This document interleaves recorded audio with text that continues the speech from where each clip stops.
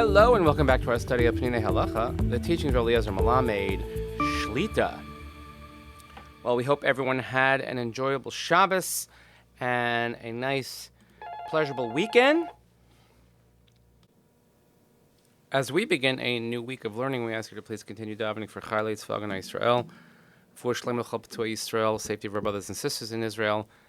And we learn each day Nishmat and Daniel Shimon Ben Harab Derom V'Shel Shem Gedamo. So, to begin our new week, we have the next topic is Tisporet. So, based on the Gemara in Tainus, Chazal instituted that one shouldn't take a haircut. As we always say, Jews take haircuts, we don't get haircuts.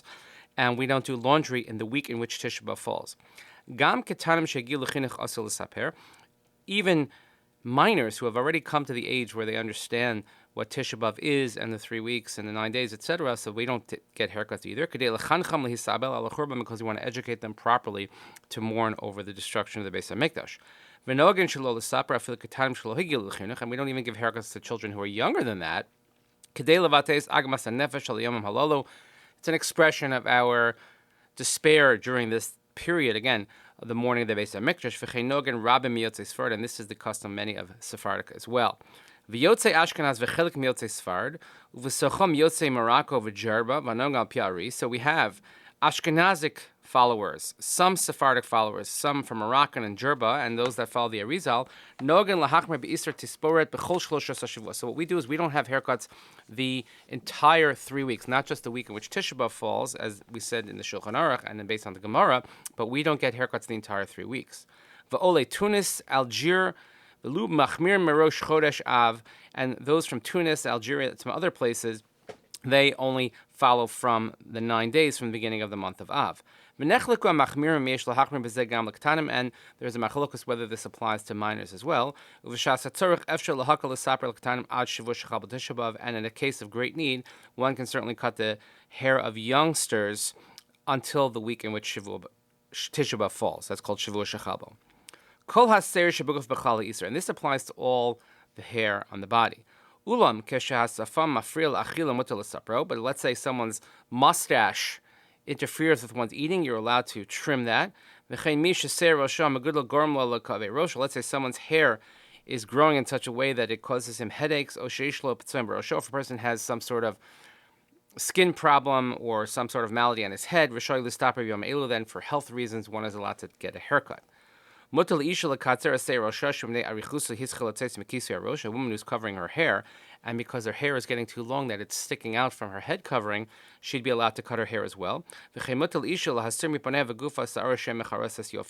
And also removing bodily hair for beauty purposes for a woman, which is common, would be allowed as well during this period. If someone is making a bris and it's a time of need, so the father, the moel, or the son that can get a haircut up until the week in which Tisha B'Av falls, if there's a case of great need. And someone who's turning bar mitzvah during these days also should not get a haircut, because he can get a haircut before the 3 weeks. But let's say the father of the bar mitzvah who has his haircut every day, or we'll talk about shaving coming up next. He can shave or cut his hair for the Suda of his son, for the bar mitzvah, up until the week in which Tisha B'Av falls.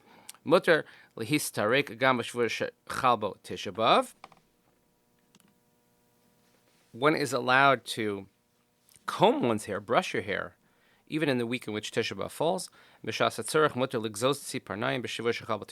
also in a time of great need, one is also allowed to cut one's nails. So the idea here is preparation. So we have the 3 weeks are coming up. Right now, we are in the 30th day of Sivan. It's Rosh Chodesh today. We have 2 days of Rosh Chodesh, so tomorrow is the first day of Tammuz. So for Ashkenazim, you have 17 days, 2.5 weeks approximately, which we have to plan accordingly and say, listen, let me get a haircut, let me take care of whatever I need to do, and therefore it won't come into these issues when the 3 weeks begins. So we have now begun our week of learning. We thank you for joining us. Please continue davening for Chayalei Tzva Haganah Yisrael, safety for brothers and sisters in Israel. Nishmat and Daniel Shimon